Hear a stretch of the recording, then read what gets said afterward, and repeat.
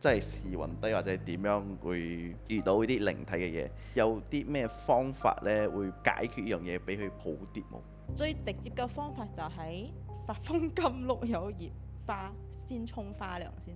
都用㗎呢個真係，因為呢個呢，我媽細細個成日幫我沖嘅，之後俾好運格機咁樣嘅意思啦。提升呢啲運氣翻嚟，係有用㗎啦。沖咗啲衰氣咁樣啦。因為呢個係最傳統、最直接嘅方法，亦都係最容易揾到嘅嘢。如果真係你連沖3日都仲係硬係覺得好似有少少唔聚財，就真係要去大廟解一解會比較好啲啦。如果大廟都解唔到嘅，冇可能解唔到啩大廟，百年古廟通常都會解到嘅。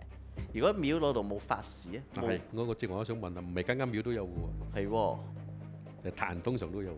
如果真係廟都冇得做，你就揾壇咯。但係你自己要去衡量啦。